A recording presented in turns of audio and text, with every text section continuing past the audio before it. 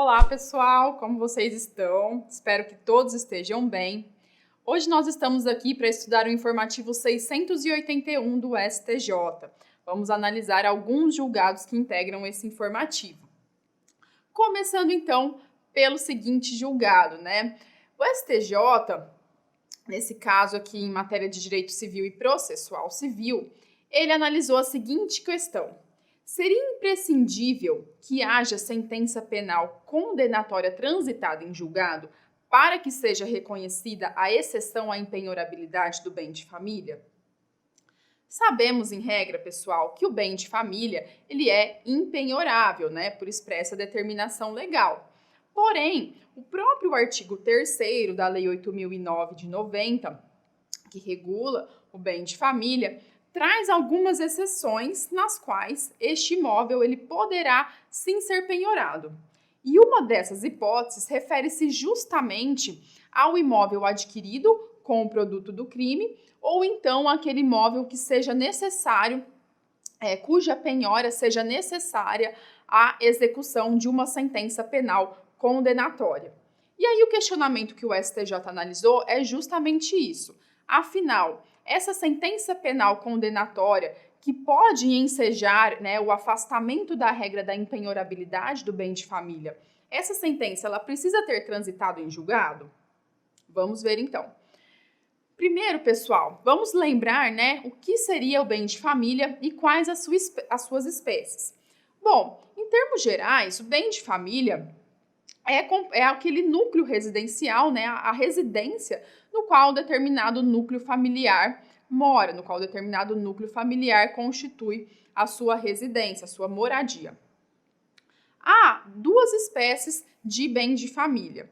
Primeiro é o bem de família voluntário, né, que está regulado pelo nosso Código Civil, que é aquele que pode ser constituído pelos cônjuges, ou pelos demais integrantes da entidade familiar, ou mesmo por terceiros, né, que vão então eleger um imóvel para que ele seja considerado como bem de família. Isso será feito por escritura pública ou mesmo por testamento.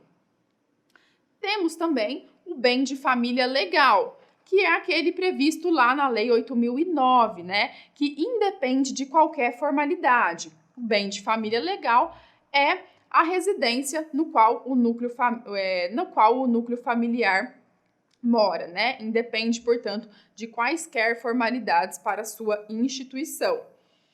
Bom, se então, né, alguém que está sendo executado e tem penhorado seu bem de família, qual seria o momento processual oportuno para que seja alegada a impenhorabilidade do bem de família? Isso já foi definido em outras ocasiões pelo STJ de que o momento adequado é o primeiro no qual o devedor ele fale nos autos, né? Portanto, no primeiro momento em que caiba ao devedor se manifestar nos autos em que está sendo executado aquele bem de família, ele tem o dever de trazer esta alegação. No entanto, ainda que ele não o faça neste momento, não haverá preclusão desta alegação, porque entende-se que a impenhorabilidade do bem de família é uma matéria de ordem pública, que, portanto, pode ser alegada a qualquer momento, né? Desde que seja antes da arrematação do imóvel. Perfeito? Então, passando agora para a análise do nosso caso concreto em específico. Afinal, para a incidência da exceção à impenhorabilidade do bem de família, que está lá previsto no inciso 6º do artigo 3º da Lei 8.009 de 90, seria imprescindível, então, o trânsito em julgado da sentença penal condenatória? Vamos ver o que decidiu o STJ.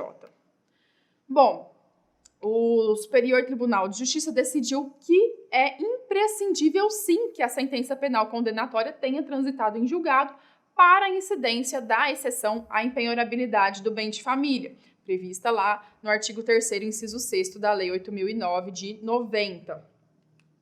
E quais foram os fundamentos que o STJ se utilizou para chegar a essa conclusão, né? Bom, primeiro, ele partiu da premissa de que o bem de família ele é um instrumento trazido aí pelo nosso legislador, pelo nosso ordenamento jurídico, para a tutela do direito fundamental à moradia da família, que, por sua vez, constitui o núcleo do mínimo existencial para uma vida digna. Daí, portanto, a suma importância deste instituto no nosso ordenamento jurídico, né? Enquanto necessário, enquanto instrumento, enquanto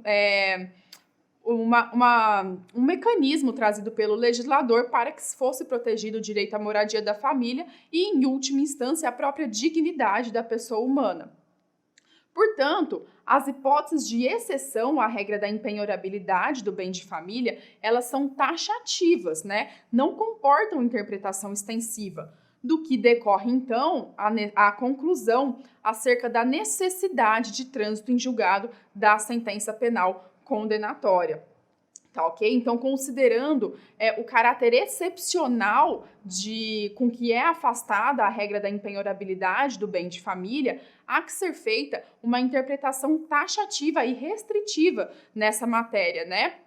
De modo que a conclusão que se mostra mais razoável é justamente no sentido de que é sim necessário que haja o trânsito em julgado da sentença penal condenatória para que possamos falar em afastamento da regra da impenhorabilidade do bem de família, ok? Então, era esse o nosso primeiro julgado, na sequência a gente continua.